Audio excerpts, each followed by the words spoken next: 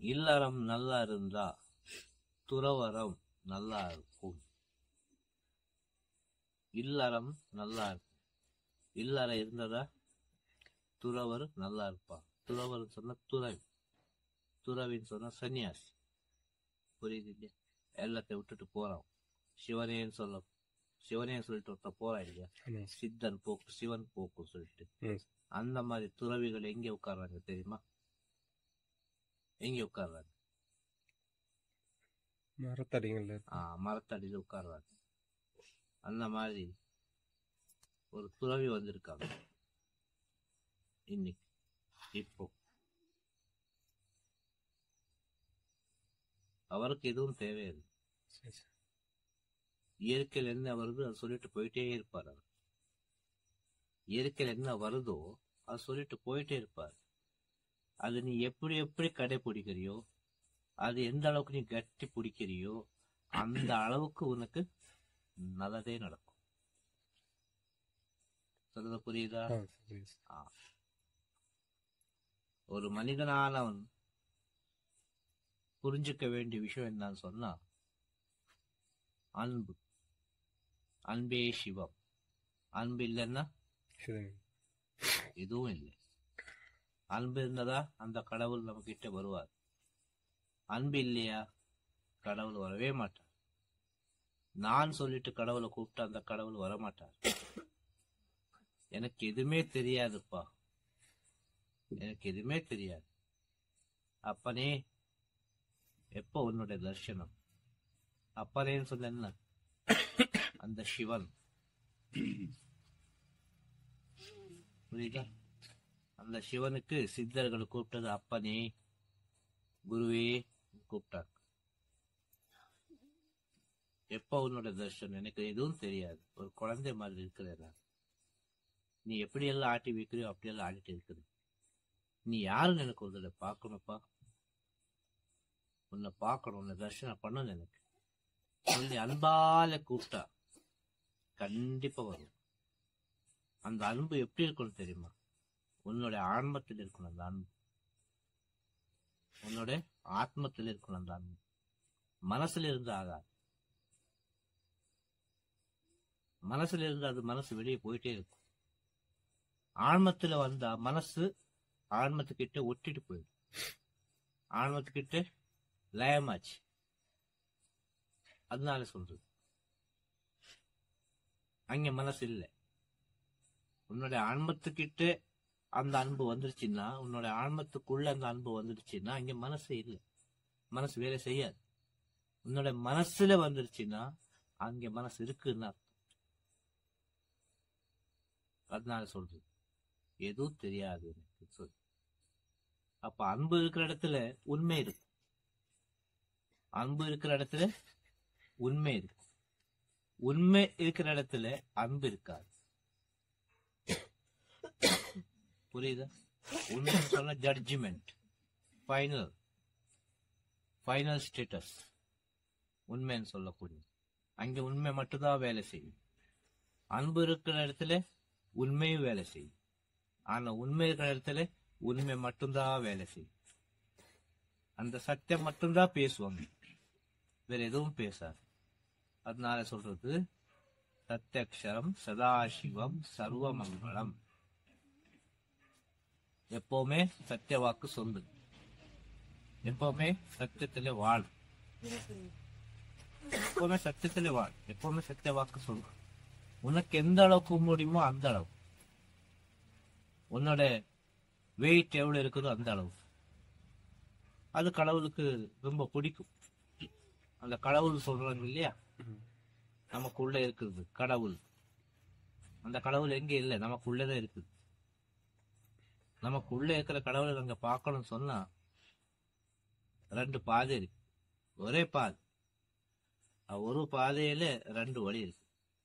அந்த வழிக்கு என்ன பேர் தெரியுமா? ஒன்னு அன்பு, இன்னொன்னு உண்மை. இந்த 2 பாதையில நாங்க போயிட்டே இருக்கணும். இந்த 2 பாதையில நாங்க போயிட்டே இருக்கும்போது கடைசியில என்ன ஆகுதுன்னு சொன்னா, இந்த அன்பு பாதையை விட்டுட்டு உண்மையான பாதையில போயிடுவோம். அந்த உண்மையான பாதையில போறவனுக்கு பேர் என்ன தெரியுமா? சித்தன் போக்கு சிவப்போக்கு. சித்தன் போக்கு சிவப்போக்கு. போயிட்டே இருப்பான் சிவனேன்னு சொல்லிட்டு. அவனுக்கு அன்பு மட்டும்தான் தெரியுது, வேற எதுவும் தெரியாது. இந்த பிறவி புரியுது, இந்த மானிட பிறவி. இந்த மானிட பிறவி எதுக்காக இந்த உடம்பு? மண்ணுல மண்ணாக போகக்கூடிய உடம்பு. இந்த மண்ணுல மண்ணாக போகக்கூடிய உடம்புக்குள்ள ஒரு புனிதமான ஒரு அந்த தெய்வம் இருக்குது, அந்த கடவுள் இருக்கிறாரு. நம்ம உடம்புக்குள்ள கடவுள் இருக்கிறாரு. அந்த உண்மை அவனுக்கு புரியும். அவன் போயிட்டே இருப்பான். போயிட்டே இருக்கும்போது நிறைய பேர் எதிரில் வந்துட்டே இருப்பாங்க. இவனை பார்க்கும்போது ஏதோ ஒண்ணு சொல்லுவாங்க. அப்ப இவன் என்ன சொல்லுவான் தெரியுமா? அந்த இயற்கையில் என்ன வருது அது சொல்லிட்டு போயிட்டே இருப்பான். அவனுக்கு நீ கடைபிடிச்சாலும் சரி, அதை விட்டாலும் சரி, எதுவும் எதிர்பார்க்கறது இல்லை. அவனை கும்பிட்டாலும் சரி, அவனை வணங்கினாலும் சரி, அவனை தூக்கி வச்சாலும் சரி, அவனை திட்டினாலும் சரி, அவனை என்ன மாதிரி இன்சல்ட் பண்ணாலும் சரி, எது பண்ணாலும் சரி, அவன் எதுக்குமே கேட்க மாட்டான். அவன் போயிட்டே இருப்பான். என்னோட குரு என்ன சொல்லியிருக்காங்க, அந்த கடவுள் என்ன எனக்கு இயற்கையில பதில் கொடுக்கறாங்க சொல்லிட்டு போயிட்டே இருப்பான். சிவனே சொல்லிட்டு போயிட்டே இருப்பான். இதை நாங்க முதல்ல புரிஞ்சுக்கணும். இதெல்லாம் புரிஞ்சுக்கிட்டு நம்ம வாழ்க்கையில ஏதோ ஒரு குரு கிடைச்சிருச்சுன்னா, இல்லைன்னா ஏதோ ஒரு துறவியோ, இல்ல ஏதோ ஒரு சாதுவோ, ஏதோ ஒரு யோகியோ உங்க வாழ்க்கையில ஏதோ ஒரு ஜென்மத்துல பந்தத்துல உங்க வாழ்க்கையில வருவார். உங்களோட மனசு சுத்தமாக சுத்தமாக சுத்தமாக ஏதோ ஒரு விதத்துல உங்களுக்கு காட்சி கொடுப்பாரு. ஏதோ ஒரு விதத்துல உங்களுக்கு காட்சி கொடுக்கும் போது உங்களுக்கு அந்த உண்மை புரிஞ்சிருச்சுன்னா, அவர் உண்மைன்னு உங்களுக்கு புரிஞ்சிருச்சுன்னா, அவரை கட்டி பிடிச்சுக்கோ. அவரை விட்டுறாதீங்க. கண்டிப்பா உங்களுக்கு நல்லதே நடக்கும். எல்லாம் உங்களுக்குள்ள இருக்குது. அந்த அன்பு உங்களுக்குள்ள இருக்குது. அந்த பணிவு உங்களுக்குள்ள இருக்குது. அந்த உண்மை உங்களுக்குள்ள இருக்குது. எல்லா விஷயத்த கடவுள் உங்களுக்கு கொடுத்திருக்கா. எனக்கு என்ன கொடுத்திருக்கணும் அது உங்களுக்கு கொடுத்திருக்கா. உலகத்துல எத்தனை இந்த மனித பிறவி இருக்குது, அத்தனை மனித பிறவிக்கு ஒரே மாதிரி கொடுத்திருக்க. மேல கீழே கொடுக்குது. அது அவன் உள்ளுக்குள்ள போயிட்டு தேர்ந்தெடுத்த விஷயம்தான். அவர் உள்ளுக்குள்ள போகும்போது அவன் இந்த உலகத்துல இருந்து கொஞ்சம் மேல மேல மேல மேல மேல வருவான். புரியுது இல்லையா?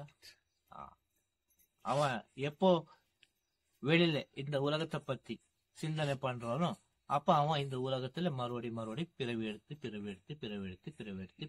வருவான். ஆசை.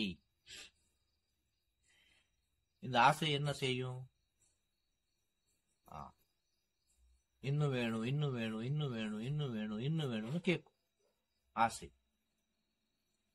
ஆசை இல்லைன்னா போதுப்பா போதுப்பா போதுப்பா போதுப்பா போதுப்போதான் ஆயிடும். கடைசியில் என்ன ஆகும்? போதுப்பா போதுப்பா போதுப்பா போதுப்பான்னு அந்த அப்பா யாருப்பா? போதுப்பான்னு சொல்லக்கூடிய அப்பா யாரு? அந்த அப்பனை தேடணும். இப்போ அந்த அப்பனை எப்போ நாங்க தேடுறது? எப்படி தேடுறது சொன்னா, நம்ம வாழ்க்கையில ஒரு குரு வேணும்.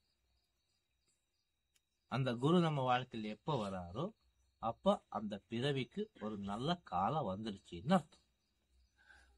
புரியுது இல்லையா? அந்த நல்ல காலம் வரும்போது நிறைய சோதனைகள் கூட இருக்காது. அவ்வளவு சுலபத்துக்கு நல்லது கிடைக்காது.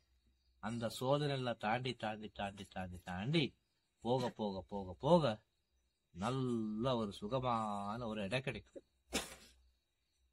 அந்த இடம் கிடைக்கிற வரைக்கும் குருவோட அவசியம் இருக்கணும்.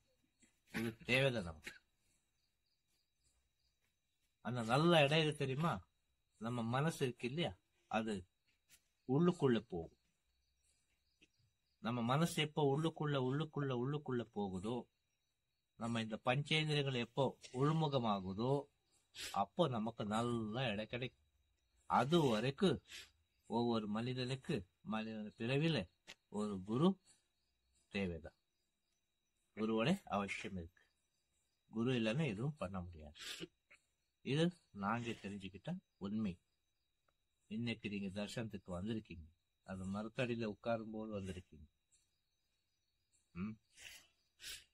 சந்தோஷமாகுது. இவ்வளவு தூரத்துக்கு வந்துட்டு எத்தனையோ தூரத்துல இருக்கிறவங்க ஓடிட்டு வந்திருக்கீங்கன்னு சொன்னா, ஏதோ ஒரு காதுல ஒரு சப்தம் விழுந்துருச்சு தானே, காதல் தானே விழுது. இப்படி ஒருத்தர் வந்திருக்காருப்பா சொல்லி. அதனால அவ்வளவு தூரத்துல இருந்து இவ்வளவு தூரத்துக்கு ஓடிட்டு வந்திருக்கீங்கன்னு சொன்னா, கண்டிப்பா கடவுள் முன்னால் இருக்கிற நல்ல வழியை காட்டி கொடுப்பான். நம்பிக்கையுடனே இருக்கும். அந்த நம்பிக்கையை விட்டுறாது. சரணாகத்துடனே இருக்கும். புரியுது இல்லையா? எல்லாருக்கும் நல்லதே நடக்கட்டும். திருச்சிற்றம்பலம். குருவே சரணம். நம சிவாய. நம சிவாய. நம சிவாய. நம சிவாய.